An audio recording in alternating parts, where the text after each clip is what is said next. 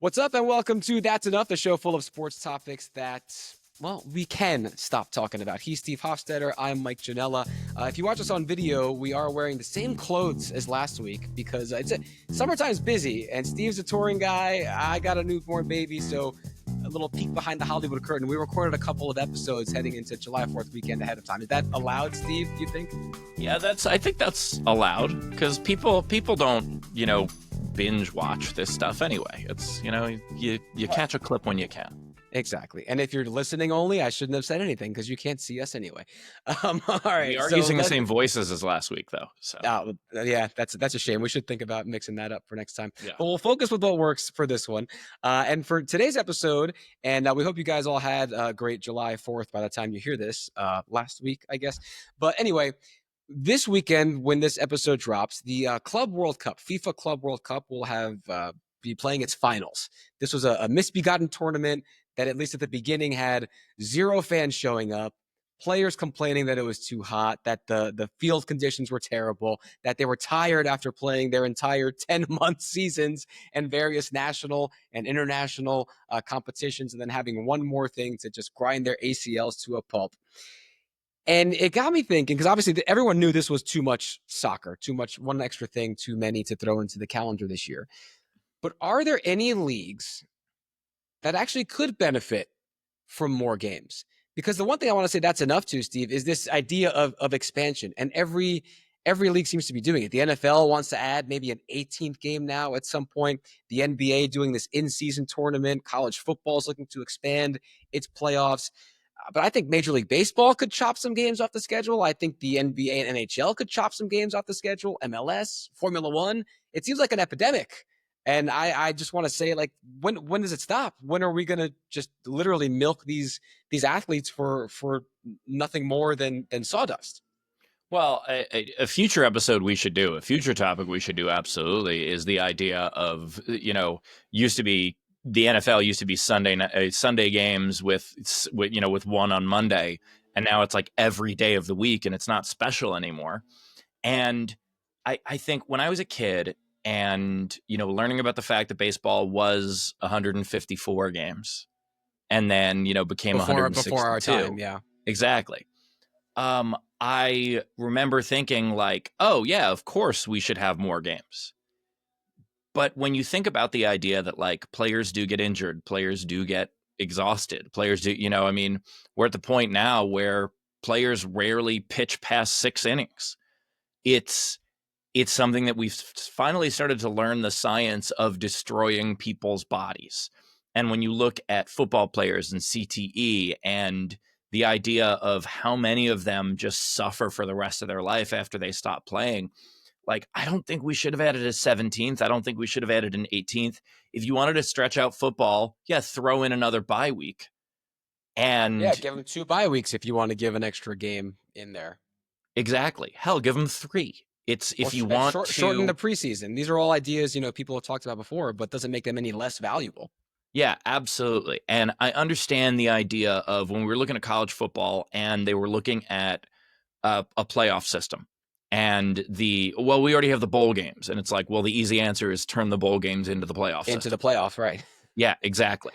Like you don't need to add another week of bone crushing injury to these players. And I understand why leagues do it. I understand why leagues would never want to contract. Money. Exactly. When you take away 5% of the baseball season, you take away 5% of the revenue. I get that. Which is tens, if not hundreds of millions of dollars for some of these leagues at this point. Yeah, exactly. And so I understand why they do it. But at the same time, adding another tournament, to me, that's ridiculous. The in-season NBA tournament where it's like, oh, and now you have the winner of this thing that is completely inconsequential that most hardcore basketball fans don't even care about. Like I feel like they're milking it a little too much. So it raises 2 questions for me, and one was inspired by what you just said about the guys going through the actual physical toll of it. But the first question is, because when you grow, obviously you want to add more games, you're successful, this is a good thing. Where's the inflection point? Because I do think we're seeing a big rush right now in women's professional sports, and they're adding more games, but I think it makes sense.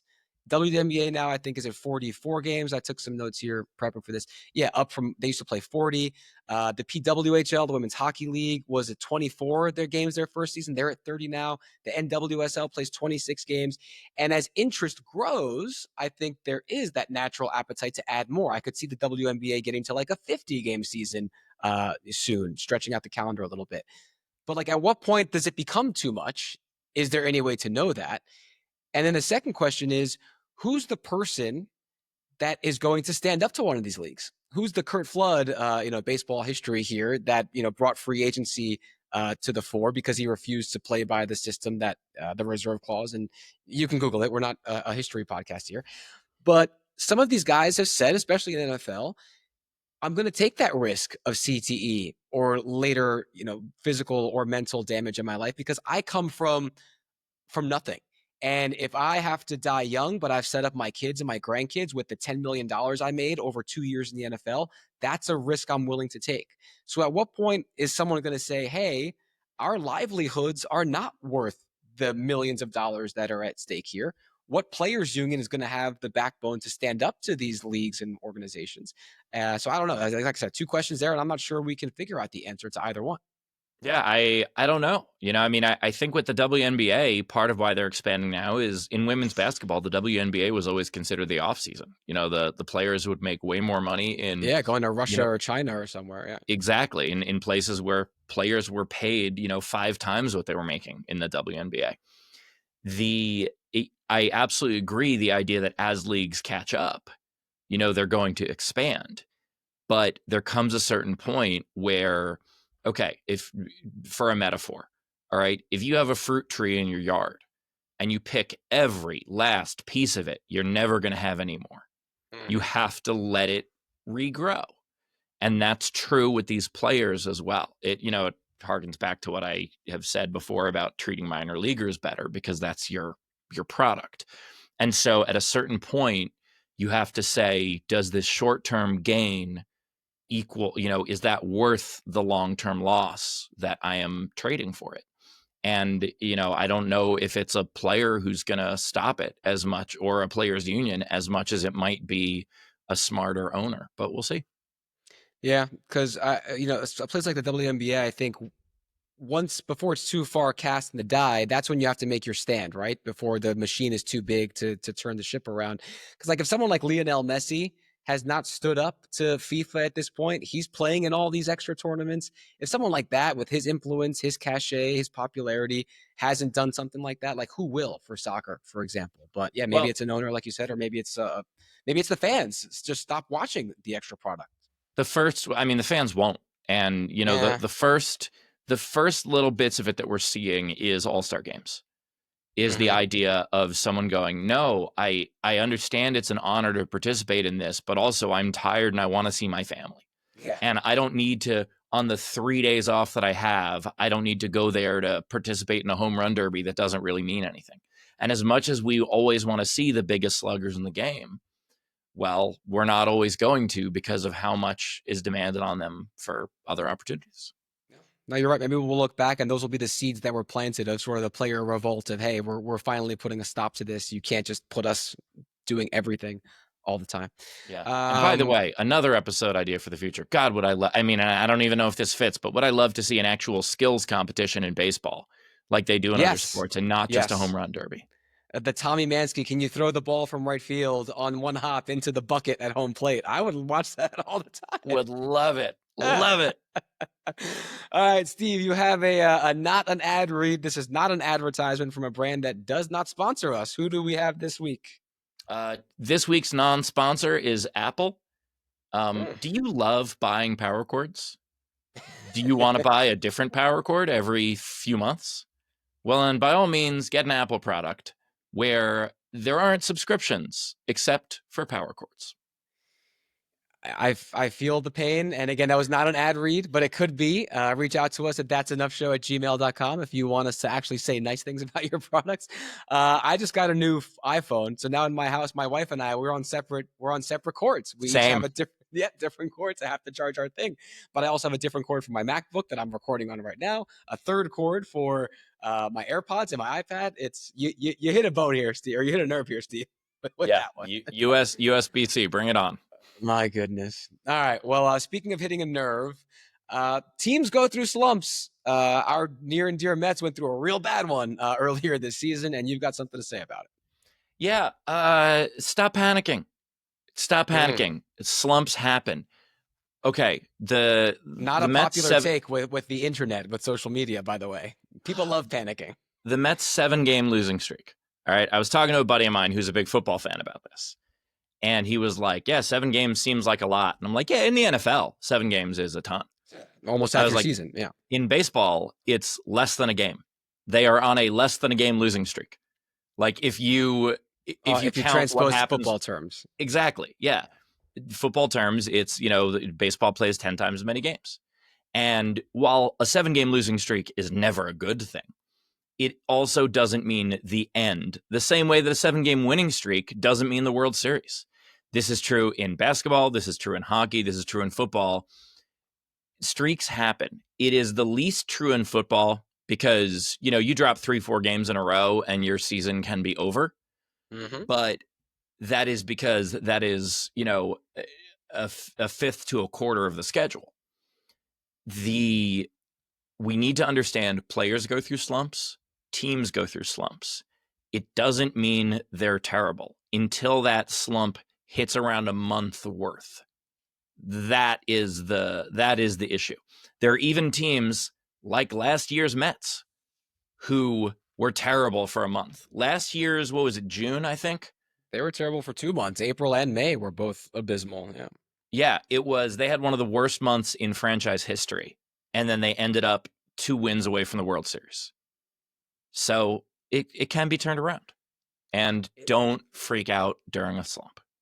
So I actually interviewed, and he's a role player. He might not even be on the active roster anymore by the time this episode comes out. But Travis Jankowski, who the Mets called up, and I know him from when I met you. He was a San Diego Padre when I hosted a show back then, which is how you and I got linked up in the first place 10 years ago. And I asked him because he got called up in the middle of that swoon when they were losing to the Braves and the Phillies, earlier in June. And I asked him, like, hey, just in your professional experience, how do you guys handle this? And he's like, look, you got to we act the same every day, whether we've won 6 straight or we've lost 6 straight. It's the teams that over panic and it's the teams that over celebrate. Those are the ones that are going to get caught up in, especially in a baseball season that's that long. Football, to your point, you need a little bit more urgency. Basketball, hockey, so many teams make the playoffs that you have a bit more margin for error for longer slumps. Seems like everybody gets in. But I will say baseball gets sneaky, though, because sure, you might have just a 6 or 7 game losing streak. Then you get the 1 win.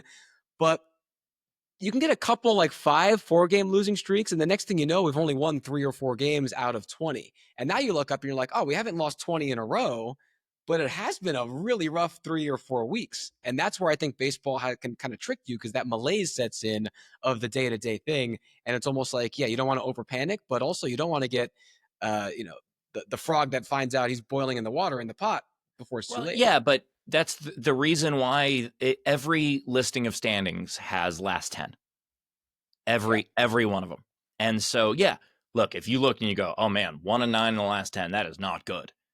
But if that continues, I mean, there's a difference. Like even as ridiculous as it is, even the Rockies, okay? The Rockies, who were on pace to obliterate the all-time record for losing. Suddenly they win 5 out of 10. And now like they're on the bubble of that. Right. They win 5 games and suddenly that changes. And I'm not saying they're going to make the playoffs or even get out of the cellar or even not break that record.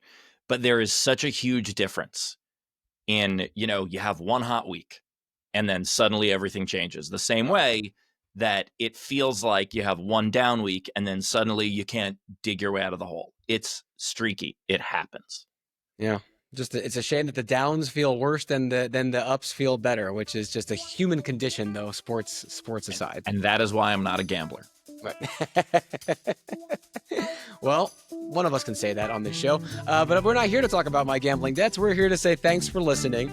Make sure to follow Steve on all your socials. Look up Steve Hofstetter wherever you want. I'm Mike Janella. You can reach us at that'senoughshow@gmail.com or That's Enough Show on all your favorite socials. Steve, anything else at the buzzer? Nah, just keep watching the show. Appreciate you guys. That's enough.